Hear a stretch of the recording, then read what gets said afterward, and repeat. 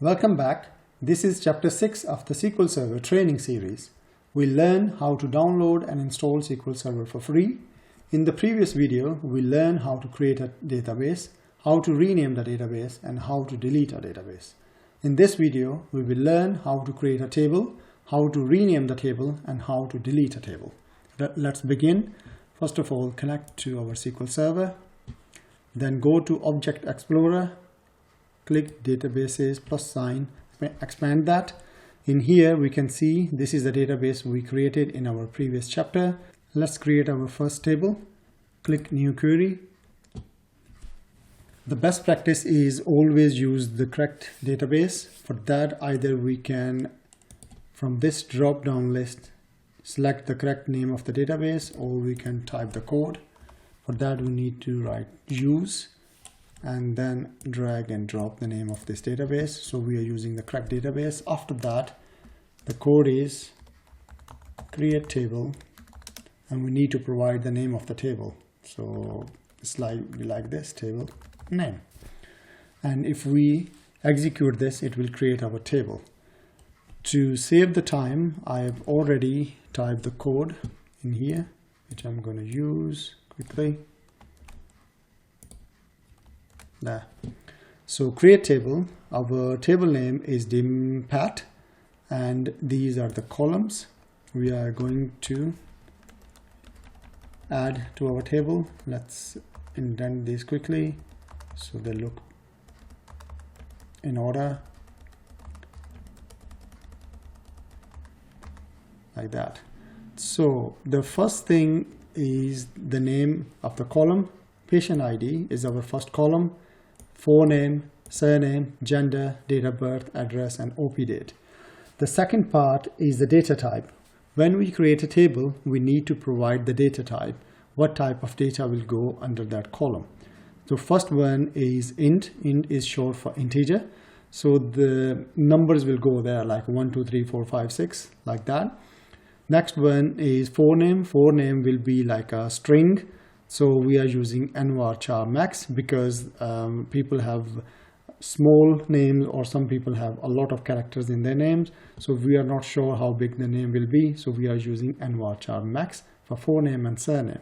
But for gender, we know it will be either male or female or unknown. So for that reason, we are giving the maximum length of 6 characters. After that is date of birth, and we are using the data type date.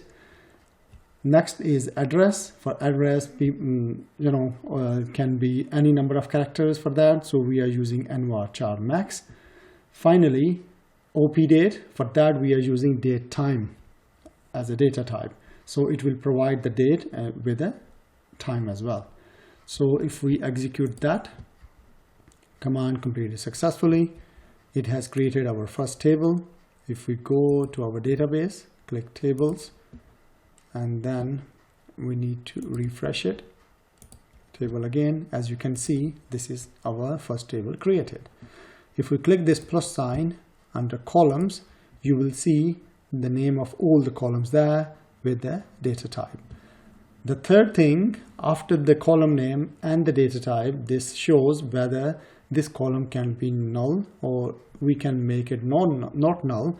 And then when the user is entering the data, it will be a mandatory column. So they will have to provide a data under patient ID if we make it not null. So similarly, forename, surname, and we have all the columns. So this is our first table. To select the data from our first table, what we need to do, from there, if we type select, and then this is called all, select all from, then we need to provide our table name. So it is DBO is the schema. We will talk about schemas in our future videos. DBO.dimpat. We highlight that, and then we execute, and then we can see the result at the bottom of our screen. We can see the name of all the columns, but unfortunately we haven't inserted any data yet, so it is showing as blank.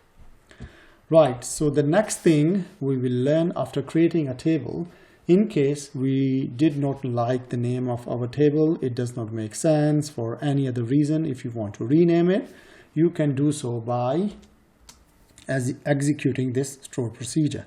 So execute sp underscore rename space dbo dot dimpat. Then we need to provide the new name. We can call it dim patient. That seems more meaningful name, so we highlight this and we execute that, and it says it has made the changes. If we go to clinical system database, refresh it, under the table, as we can see, this is our new table. What will happen if we try to run this code now? Execute. It says invalid object name. It means SQL Server could not find dbo.dimpat anymore. So because we have renamed the table, if we change it to dim patient, then we run it now, execute, as you can see, it is showing the columns of our table. So this is how we can rename our table. Right, so the next thing we are going to learn is how to delete a table. In case you don't need the table anymore, so you can do so very easily. Drop table, and then you need to provide the name of the table. We just copy this name from here, Control C and Control V, or other option is you can just drag and drop from there as well.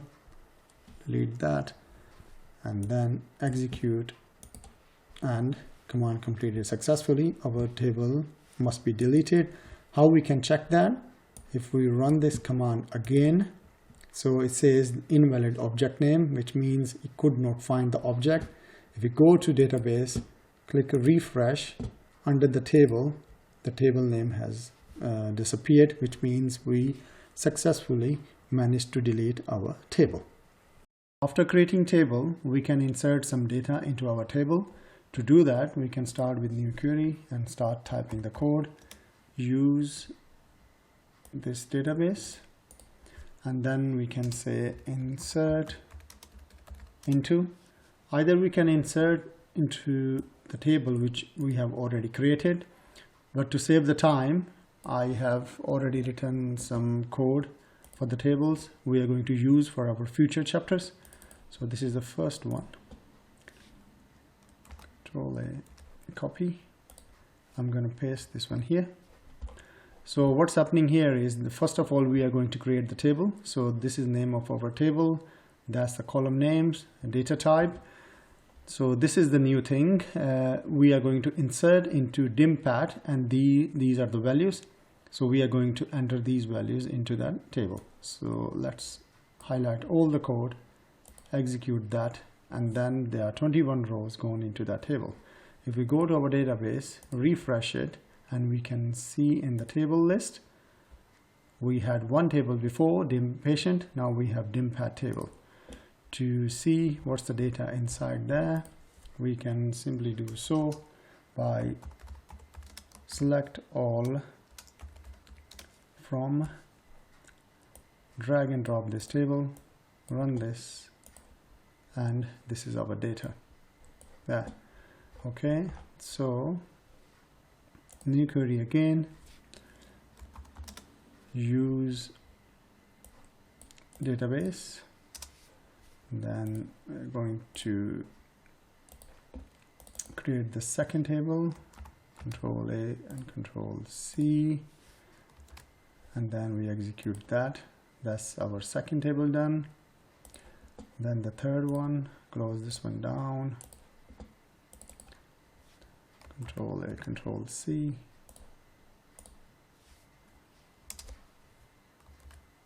paste that there, then use the clinical system database. So Thus we are using the database, creating this table, and then we are inserting these values in there. So 10 rows affected. Next one, use clinical system again, and then number 4, copy that code, and then we are creating this dim cost core table. There are only 2 columns in it, and then we are inserting some rows in it. So that's that table. After that, use clinical system again, our 5th table,